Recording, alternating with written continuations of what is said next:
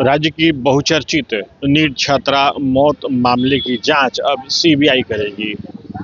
खुद सीएम ने इस बात की गुजारिश केंद्र सरकार से की है और इस खबर के सामने आने के बाद से ही राज्य में राजनीतिक आरोप और प्रत्यारोप का दौर शुरू हो गया है।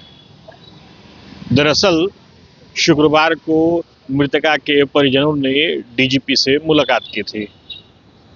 उस मुलाकात के बाद से परिजन मीडिया से भी मिले थे और शनिवार की सुबह गृह विभाग के मंत्री और राज्य के डिप्टी सीएम सम्राट चौधरी ने अपने आधिकारिक सोशल मीडिया के पोस्ट के माध्यम से इस बात की जानकारी दी कि राज्य सरकार ने इस मामले की जांच के लिए सीबीआई से आग्रह किया है। और इस पोस्ट के बाद से ही राज्य में राजनीतिक घमासान तेज हो गया। एक तरफ जहां बीजेपी इसे सीएम नीतीश कुमार के सुशासन के दावे के रूप में देख रही है, वहीं दूसरी तरफ महागठबंधन के घटक दलों ने सीधे सीधे बीजेपी पर हमला बोला है।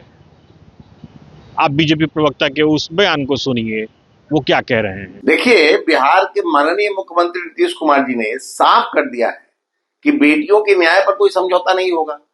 पटना में नीट छात्रा की हत्या के मामले में सीबीआई जांच की मांग कर उन्होंने यह साबित कर दिया कि सुशासन शब्द नहीं संकल्प है।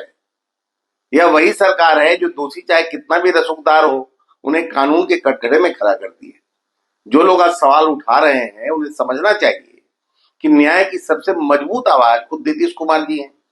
बिहार में कानून का राज है और रहेगा। दोषियों को किसी भी हाल पे बख्शा नहीं जाएगा। तो आपने सुना बीजेपी के प्रवक्ता क्या कह रहे हैं, लेकिन वहीं दूसरी तरफ महागठबंधन के घटक दलों आरजेडी और कांग्रेस ने सीधे सीधे राज्य सरकार पर हमला किया। कांग्रेस और आरजेडी ने काफी तल्ख शब्दों का प्रयोग भी किया। आप उनके नेताओं के भी बयानों को सुनिए। सरकार के स्तर से बड़े बड़े नारे दिए जाते हैं, बेटी बचाओ बेटी पढ़ाओ, लेकिन नीट छात्रा के मामले पर जिस तरह से जांच प्रक्रिया चल रही है, जिस तरह से जांच चल रहा है, ऐसा लगता है कि बिहार में जो सरकार है वो ना बेटी बचाना चाहती है और ना बेटी को पढ़ने देना चाहती है। क्योंकि नीट छात्रा के मामले के बाद जिस तरह से सभी अभिभावकों में इस बात का डर है कि हमारी बेटी पढ़ने गई है, सुरक्षित रहेगी कि नहीं रहेगी, और अगर उसके साथ कोई वाकया हो गया तो सरकार जांच में उन अभियुक्तों को पकड़ने का काम करेगी कि नहीं करेगी, ये डर लोगों में समा गया है। और स्पष्ट रूप से सरकार की कार्य प्रणाली, शासन की कार्य प्रणाली और नीट छात्रा के माता पिता के बयान के बाद ये समझ में आ रहा है कि बिहार में जो सरकार चल रही है, ये जो नारा देते हैं, ना किसी को फंसाते हैं ना किसी को बचाते हैं। इस मामले में तो ऐसा लग रहा है कि सरकार अभियुक्तों को बचाने पर लगी हुई है और परिवार के लोग स्पष्ट रूप से जिन बातों का जिक्र कर रहे हैं उससे ही लगता है कि उनके ही परिवार को कहीं ना कहीं फंसाने का काम किया जाएगा। आखिर क्या कारण है कि परिवार के सदस्य को जिस तरह से शासन और प्रशासन की ओर से इस मामले की सीबीआई जांच की धमकी दी गई और कहा गया कि अगर आप लोगों ने इस मामले में हमारे अनुसार कार्य नहीं किए तो इस मामले को हम सीबीआई को दे देंगे, जबकि परिवार के सदस्यों का कहना है कि जांच की प्रक्रिया में माननीय पटना उच्च न्यायालय या माननीय सर्वोच्च न्यायालय का हस्तक्षेप हो और उनकी निगरानी में जांच समिति बने। नीट छात्रा की रेप और उसके बाद उसकी हत्या पर लगातार सस्पेंस बिहार पुलिस ने बनाए रखा और कार्रवाइयों में जितनी शिथिलता उसने दिखाई वो कहीं से भी स्वीकार्य नहीं है।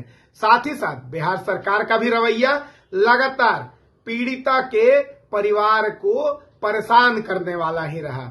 और कल की घटनाक्रम जब पीड़िता की मां ने जो बयान दिया है कि डॉक्टर्ड वीडियो डीजीपी साहब ने दिखाया, उसके बाद से इस मामले के ऊपर लीपापोती की पूरी कार्रवाई दिख रही थी।